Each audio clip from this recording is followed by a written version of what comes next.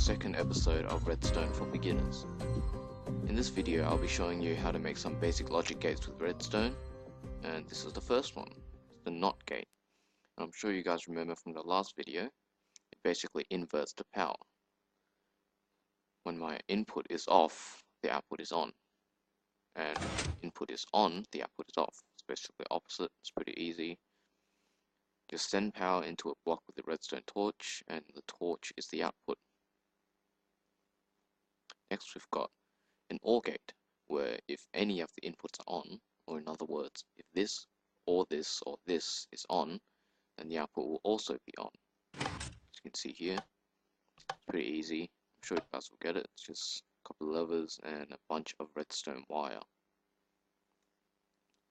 Next we've got the NOR gate, which is basically sort of an opposite to the OR gate, where the output of the OR gate is inverted. So how this works is, if any of the outputs are on, if any of the inputs are on, then the output will be off. The output will only be on if all of the inputs are off. As you can see there. Next, we've got the AND gate, which is pretty simple. The output will only be on when both inputs are on. As you can see here, both inputs are on, the output is on. When both of them are off, then the output will be off. If both of them are off, then the output will still be off. How this works is, the levers send power into one of these blocks with the redstone torch on it, and they're both connected to a redstone wire which powers this block, which has got this redstone torch on it. So for this torch to be able to turn on, which is our output, it can't be powered. Oops. So it can't be powered. And in order for this wire to be not powered, both of these torches have to be off. Have to do that to turn them both off, which will allow our output to be on. And last here we've got the NAND gate, which is basically an opposite of the AND gate. You just remove the torch out the front and you've got a NAND gate. So it's pretty simple. How this works is, both inputs are on, then the output is off. So it's just the AND gate without the inverter at the end. So that would be an AND gate. Both on, output is on. With that, oh man, I'm clumsy. And there we go. And then we've got the AND gate. Okay, so here's the RS NOR latch. How this works is, it's basically a memory unit. It remembers the state which you've set it to. So right now, as you can see, it's set to this side, the right side. And to set it to this side, all you've got to do is press this button over here, and you switch to this side. And it stays there. And to set it back, you press this button.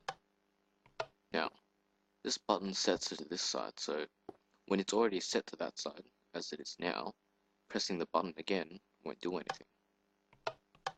And of course, if I set it to this side and press this button again, it won't do anything. How this works is, when you press the button, it powers this block, which powers, it powers this block, which switches the torch off, allowing this torch to switch on.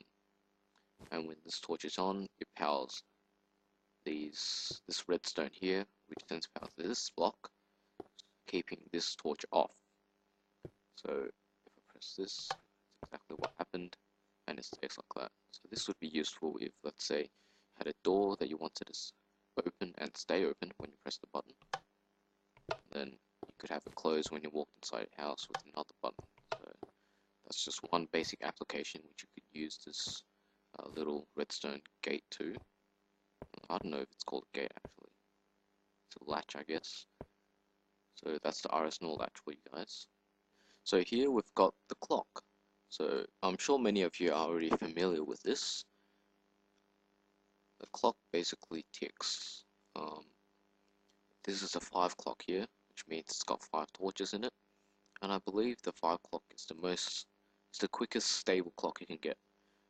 For clocks to work, there has to be an odd number of torches. So the next step up would be a 7 clock, and one step down would be a 3 clock.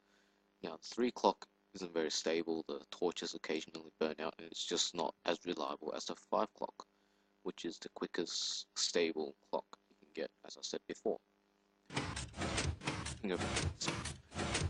Connect heat redstone and these use that as and then see off and off. Turn off simply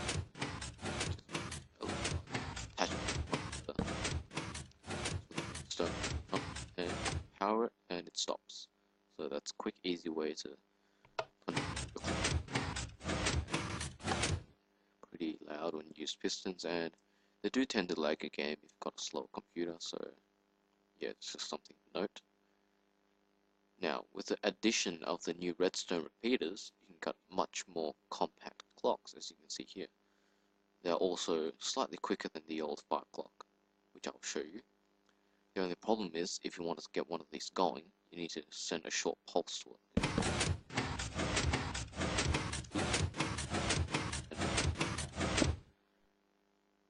I'm sure you can see it's flashing left, right, and the problem is, as I said before, you need a short pulse to get going. If the pulse is too long, well, if the pulse is too long, it kind of freezes up like that, and it's pretty much useless once that happens. Now, to get this thing going, you need something called a pulse former, which does pretty much this. It's a short redstone pulse. I meant to stop that, which is right over here, as you can see. Pulse, redstone pulsar, or otherwise known as a pulse former. And if you watch that piston there, pressing a button basically sends a quick pulse. Very quick, which is just what that clock needs to get started. And how this works is, when I press the button, it sends power to the block, and this turns off. They both turn off, but with this torch, the delay is 1 tick, I believe, or something like that, and just long enough to allow this torch to switch on for a split second. As you'll see, slight delay between these two going on and off, which is enough for this, and that's how the pulse is formed. Now, as you can see, this takes up quite a bit of space, so I've gone ahead and designed something, not the T flip-flop, move stuff for now. Don't need this contraption here. It is a pretty small version of the pulse former, which I believe is pretty original. I came up with this design myself, and I haven't really seen anyone make one of these before, so I may be wrong, but oh well. How this works is, when you press the button, that redstone torch over there, I don't know if you saw, but it went off for a split second. There we go. The only thing is this requires a repeater, but I mean, look at the space you're saving anyway.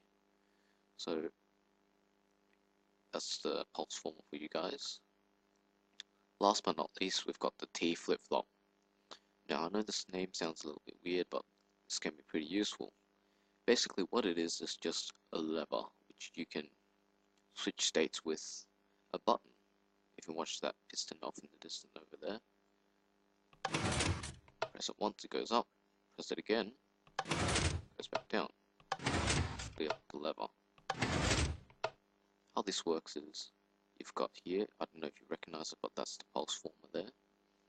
And the pulse former's output, which is this torch here, powers this piston here.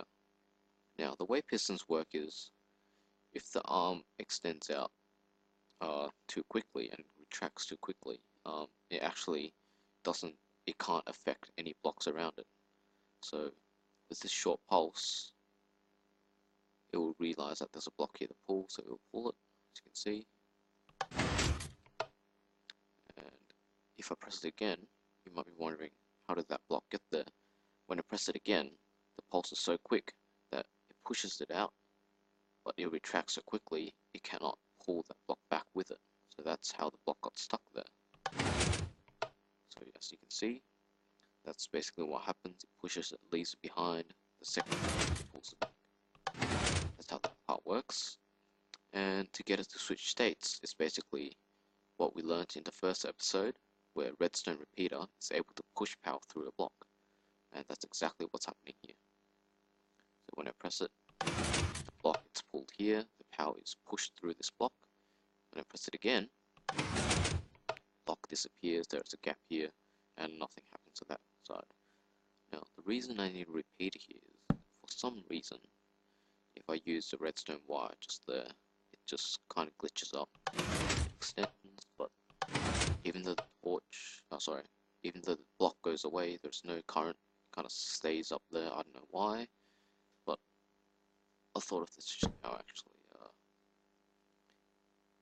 If I remove this torch side, because if I left it there, it would have affected this.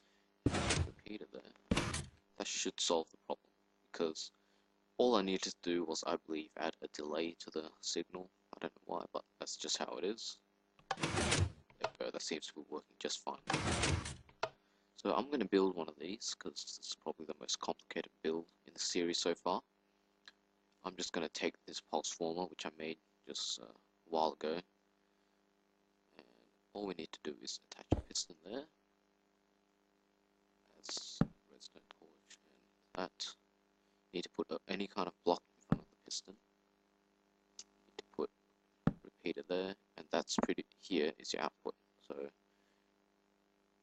just put the piston here. Okay, powered, and if I press this, it goes down, it goes up. So that's how this works. I hope you guys understand this. It's not too hard once you understand the basics and how it works. So thanks for watching, guys. That's pretty much it for this episode. If you enjoyed this video, feel free to leave a like, and if you want more, please subscribe to our channel, Multiple Gaming Crew. And yeah, thanks for watching, and don't be afraid to leave a comment, if you have any suggestions, or correct me if I did anything wrong. So yeah, thanks guys, thanks for watching.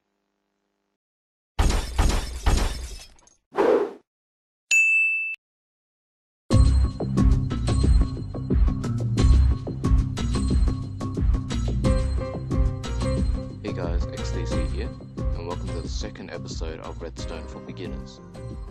In this video, I'll be showing you how to make some basic logic gates with redstone. Next, we've got the NOR gate, which is basically, sort of an opposite to the OR gate, where the output of the OR gate is inverted. So how this works is, if any of the outputs are on, if any of the inputs are on, then the output will be off. The output will only be on if all of the inputs are off. As you can see there. Next, we've got the AND gate, which is pretty simple. The output will only be on when both inputs are on. As you can see here, both inputs are on, the output is on. Output. Next, we've got an OR gate, where if any of the inputs are on, or in other words, if this or this or this is on, then the output will also be on.